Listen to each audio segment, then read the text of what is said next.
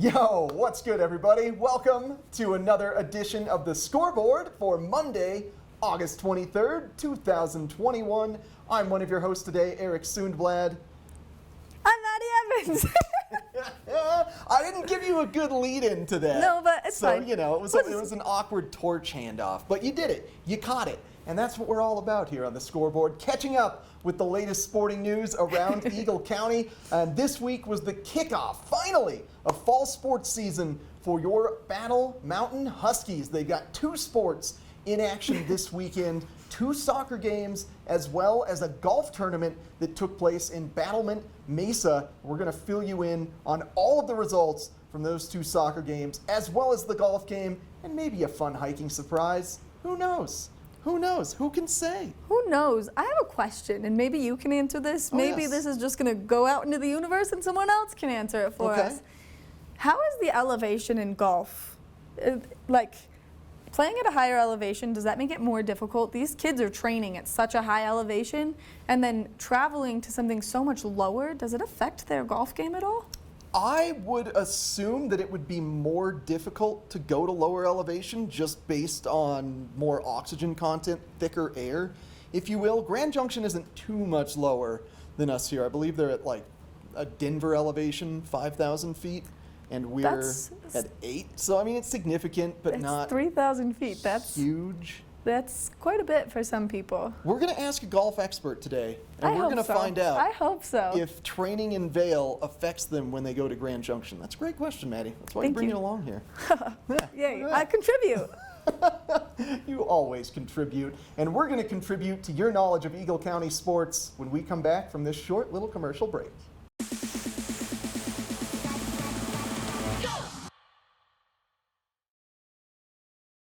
Welcome back to the Scoreboard, friends.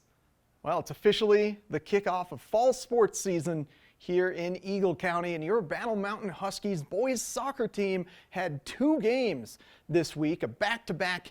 They brought up non-league teams from Durango and then from Mullen to face off against and get a bit of a tune-up to prepare themselves for the playoffs this season, because if you recall, last year they went undefeated in their league games, but as soon as they hit the playoffs, they ran into a brick wall of a front range team. So they want to be prepared for that not happening this season. So let's kick it over to Battle Mountain Stadium and let's check in and see how the Huskies did against the Durango Demon.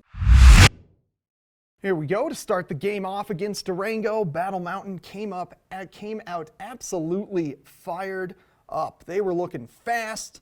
Durango was a physical team, though. They were putting a lot of shoulders into the Battle Mountain crew in those battles for balls. And here's a good example of Battle Mountain's defense right away as Durango started things off, pushing a couple minutes into the game. Great save by goalie Christopher Ramirez there, really on top of things. And here we go with Durango trying to work things up the sidelines. Can they get that pass across? Nope. Luckily, Battle Mountain was there to intercept and then start driving it into an offensive chance. Look at how quickly that just flipped. But nope, got a little tripped up there on that one.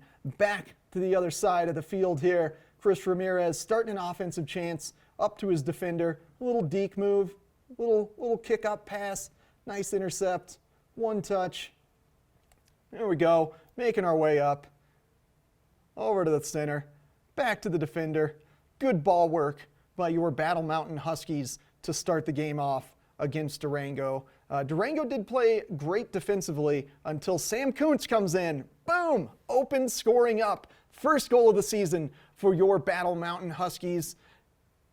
Good job, Sam Kuntz. It was great to interview you for the season preview, and it was great to see you score the first goal of the season. And Battle Mountain wasn't done scoring quite yet. Very quickly afterwards, boom, Bryant Ramirez gets one in. Now they are up 2-0 over the Durango Demons. Could they hold on to this lead? What would the rest of this game entail for your Huskies? Well, Durango definitely had an answer as they really started applying more pressure and more physicality to the Huskies. That was a big shoulder check there by the Durango Demons. Then they start working the ball over to the sidelines, crossing it back to their defenders. We are now in the second half of the game here, and Durango just started taking control as a result of some casual play with the ball from the Huskies. That was really what doomed them this half. They just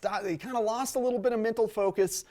They got a little too excited, were not able to stay in control of the game, and Durango just started pushing a little bit too hard for the Huskies to maintain. And we're going to see the momentum slowly start to shift. That was a good intercept by Durango, some great footwork there. So you're going to get past the defender. And here we take it to a great example of just the ball not going the Huskies' favor. 1 header, 2 headers, 3 headers, blumper kick up. And you think the D-man's going to get it, but here, right on the right side of your screen, you don't want to see that white jersey in front.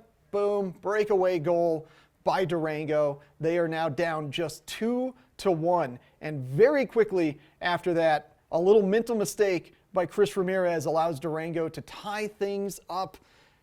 Oh dear, now we're about halfway through the second half, tied at 2.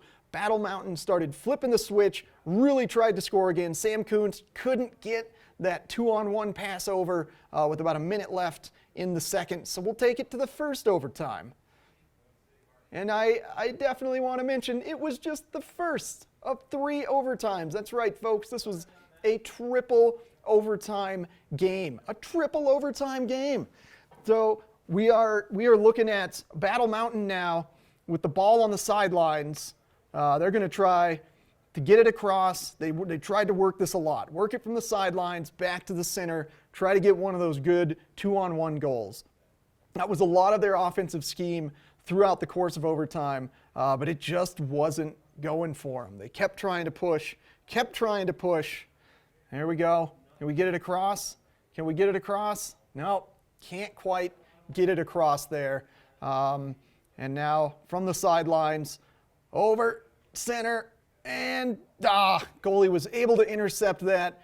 Here we go, a free kick. Battle Mountain's going to get another shot here. Can they get it in? Can they bend it like Beckham? Can they score this goal? Here we go, up front. Nope, goalie was there to intercept as well, and then a missed shot just wide on the rebound. And as the sun started to set, the game started to set for Battle Mountain. And the tone of my voice is probably keying things off here because it did not end the way that we envisioned, as Durango scores to make it 3-2 in the triple overtime. So Battle Mountain ends up losing the first game, but let's take a quick commercial break and we'll come back and see how they fared against the Mullen Mustangs.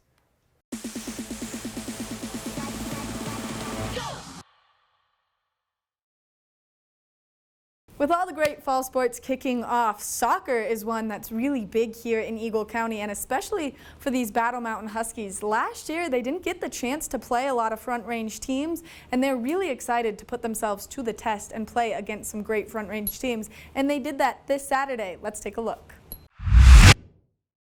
We open things up now at 11 a.m. on Saturday. Huskies got some rest last night. Let's see how they fare against a true front range team in your Mullen Mustangs. Now, the first thing to notice is that they now have 4 defenders back instead of 3. So they changed up their defensive scheme in order to rest their legs a little bit and recover ever so slightly from last night's game, or Friday night's game rather, against the Durango Demons.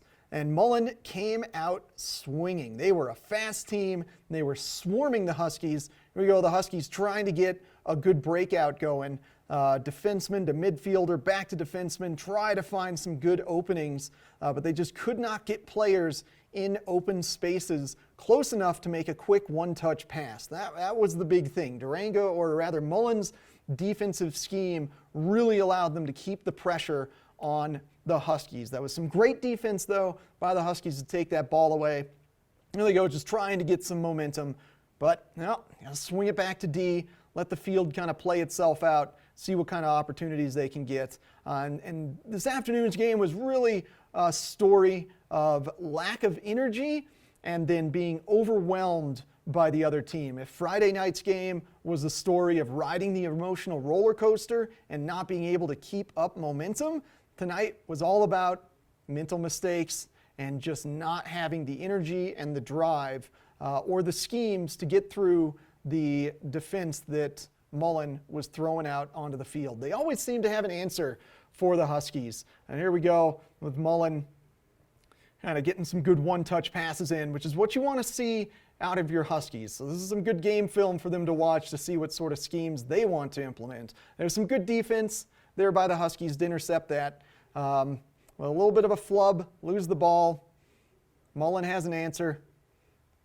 Back to the center. There we go. Huskies, good dribbling. But here we go with Mullen. Cupping in. Good footwork. Great speed. Right up center. Luckily, that did not get over to that player because he was going to have an open net there. Here we go. Getting out of bounds, but we're going to come back, see some great footwork on the part of Mullen here. Some good one-touch passes, some good dribbling. Still able to keep the ball. And then a little deeker. Whoop. And away they go, off to the races. Not fast enough, though. This one's going to go out of bounds. But that was a couple of good examples of Mullen's superior kind of footwork and dribbling styles.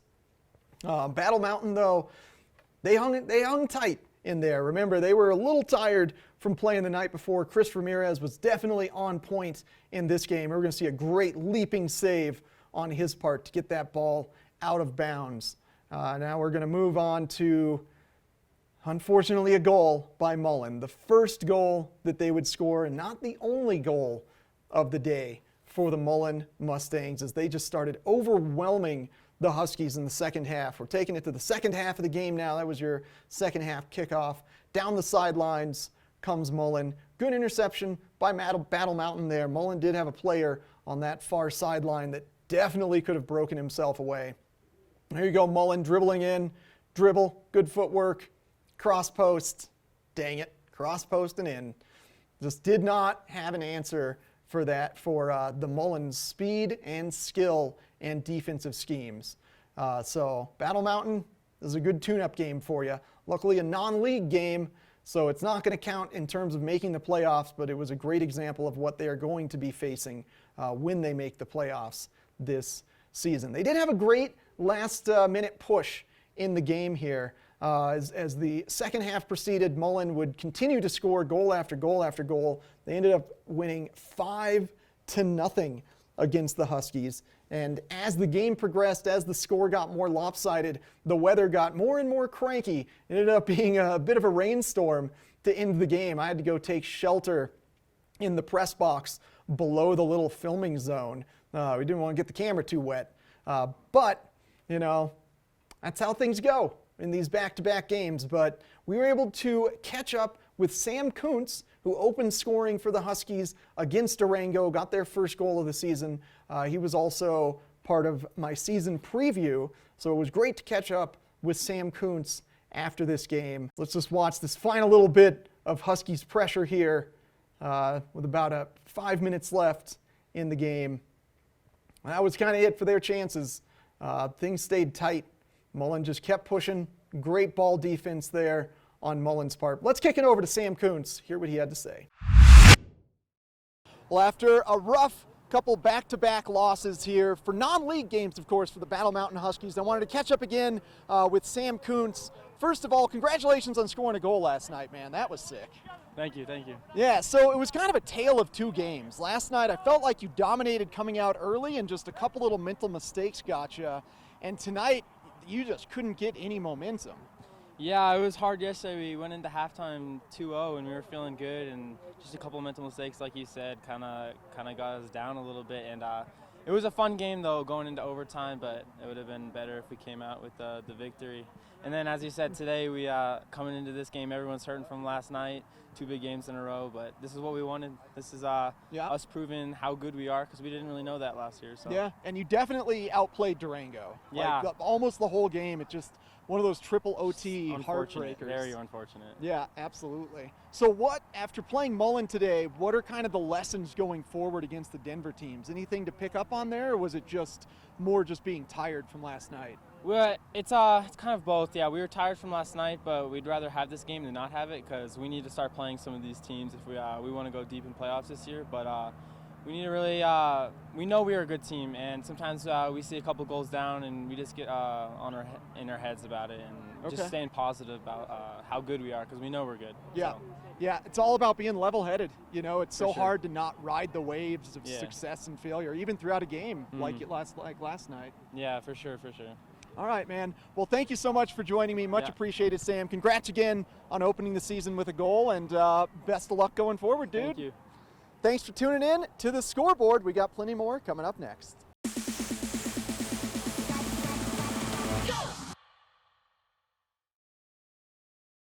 Welcome back to the Scoreboard, friends. Let's head on down to Gypsum, where we've got a local company that is reconstructing and refurbishing vans, turning them into outdoor living spaces for your outdoor camping lifestyle, or if you want to eliminate rent from your life entirely. That's Dave and Matt Vans, headed out of Gypsum. This is a wonderful company. They're employing 26 locals. A lot of their employees are also living in these vans that they're making. They've got a fabulous business, and I'm excited to show them off to you here on the Scoreboard. So let's head on down to Gypsum and meet Matt from Dave and Matt Van.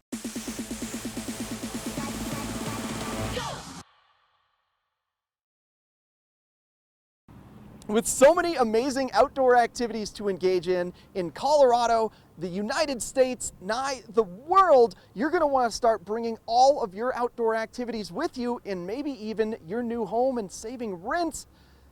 Getting a van from Dave and Matt Vans. I had to come down to Gypsum and see their facilities and meet the owners. One of them here with me. Matt, thank you so much for allowing me to come down and tour your facilities today. Hey, our pleasure. Thanks for stopping by. Super excited to have you and super excited to show you around what we're doing here in Gypsum, Colorado. Yeah, man, these are impressive vehicles to start with, and then what you guys add into them is just amazing. And the one thing that really blew my mind were the solar panels on top. That essentially means you are never going to be in that situation of running out of power, say in a cold winter evening having the heater on. You're going to be set. Yeah, obviously solar is a big piece of what we do. It allows you to live sustainably off the grid and allows everything we do to be inside of the vehicle. So whether you're cooking a warm meal at night, keeping the vehicle warm as you sleep, or running our fans to stay cool in the summer, all of that runs off of a lithium battery bank that charges from the solar panels. It also charges as you drive, so you never really have to worry about power. Yeah, that's incredible stuff. That was always the thought in my head of being concerned about was, oh no, what do you do if that battery dies and you're just in the middle of nowhere and now you can't cook food? But you guys got it covered. It's a good day and age to work off of battery power. Obviously, with all the electric vehicles out there pushing the industry, we're benefiting from that. So every year we're able to get some new technology to put in these vehicles, and these battery banks at this point are really robust. We call it a high-powered iPhone, essentially. Everything you can do is right there off of the battery bank. You've got the iPhone 100 inside of those. It's far into the future. So you're getting these Dodge Rams, and they're essentially just open shells on the inside. And what kind of features are you guys adding into them? Yeah, so we are an RV manufacturer. We work directly with Ram trucks, so those vehicles come from the factory, and then we build them out to spec. And what we do is we do the same thing every time to keep our prices affordable and accessible, and then we offer a list of features that are all tested by ourselves, who many of us live in vans or have lived in vans, and then our over 300 customers who give us feedback on things that they'd like to see, things they love, things that they wish could change, so each time we can iterate and improve those. So some of our most popular features are things like our composting toilet system, so you can have a toilet right in the van. There's a toilet in the van? There is a toilet in the van. Oh my we gosh. hide it in a storage bench so you never see it. It's a seat where you can sit and work and hang out all day, and then obviously we need to do your business. It's right there for you. And then these new composting features allow you to sit there for 3-4 months, not have to change it, not have to deal with it, and then when you're done, you just put it in the trash or in your garden, completely odorless. It's pretty cool. Odorless, compostable toilets. Yes, it oxygenates out through the side of the van to keep the smell down, and then you just kind of churn it like you would in a normal composting situation, and deal with it every few months. All right, maybe the solar panels aren't the most impressive part of the van. It's a composting toilet. Yeah, another fun feature that we offer now as well is both an outdoor and indoor shower system. They are not permanent features, so they don't take up all this room in what is otherwise a small living space. But when you need it, you can bring out this collapsible system, works right off our electric faucet system, and gives you a hot shower right in the van. If you want and the weather's right and you're in the right place, you can also put it out the window and have a beautiful outdoor shower as well. Oh man, okay. Add to that a fully functioning kitchen, essentially. So much storage space. You've got that powered faucet, so you can actually get fresh water to clean any dishes or anything like that. You've got a refrigerator. Yeah, we like to say all your basic necessities are at an arm's reach. So you've Yeah. got your bed, obviously comfortable for sleeping. You've got a full kitchenette with an electric fridge. The fridge is quite a large storage system. It has a freezer in there as well, so bring everything you need on the road, whether that's cold beverages, fresh fruits and vegetables, all of that right there. And then off of our sink system, you can do all of your cooking. So you can run the water to clean dishes. You've got plenty of prep room on our countertops. We also have this lagoon table we use that swings out to the side for extra prep room. Gives you kind of a full functioning kitchen. And then off of that electrical system, you can run your hot plate to cook with.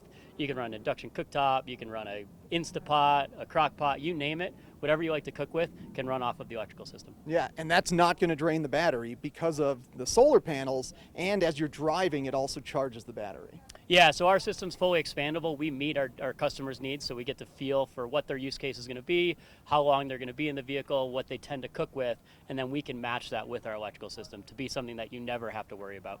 And then comfy bed too, and a brilliant job raising the bed up so you can fit mountain bikes, paddle boards, anything underneath that bed.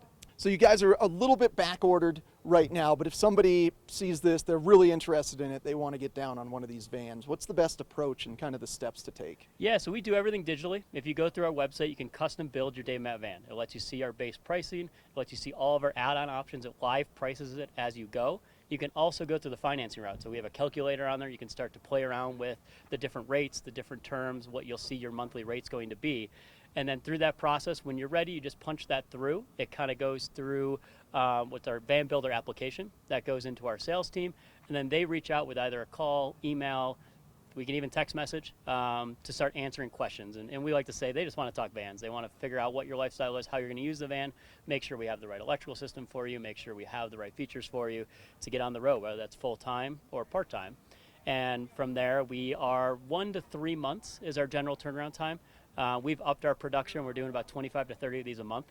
And so, we are getting people on the road, and that's part of our mission to make this more accessible, is not making people wait a year, 2 years to get on the road. People want to make that decision now. We want to be ready for them. Awesome. Well, thank you so much, man. I love what you guys are doing. I love supporting local businesses and, just helping out Eagle County residents as well as getting more people outside. Dude, awesome stuff. Hey, High five, appreciate Matt. it. Absolutely. If you are interested in joining the van life circles, just getting out there to explore or potentially reducing your monthly rent, check out Dave and Matt Vans. Get out here and enjoy van life. We got more Scoreboard coming up after this.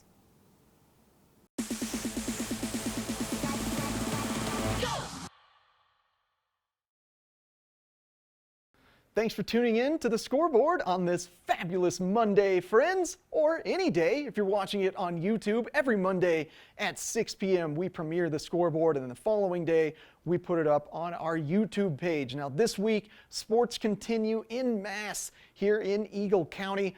We've got golf tournaments today, Monday, as well as tomorrow on Tuesday. And I'm going to catch up with the coach of the golf team for your Battle Mountain Huskies, Drew Jones, and see how the team fared in the 3 tournaments they played in. I hear that they didn't do quite so hot last week in Battlement Mesa as a result of some very rainy and wet conditions, but Coach Drew Jones wanted to wait until these other tournaments were done before meeting up with me. So we'll have a full review of what those 3 golf tournaments were like on next week's Scoreboard. We've also got your Battle Mountain Huskies Tuesday facing off against the Summit Tigers at 6 p.m., as well as plenty more sports for any more fun here on the Scoreboard. Tune in every Monday night at 6 p.m. Remember, if you can't catch the score, you can always catch the Scoreboard.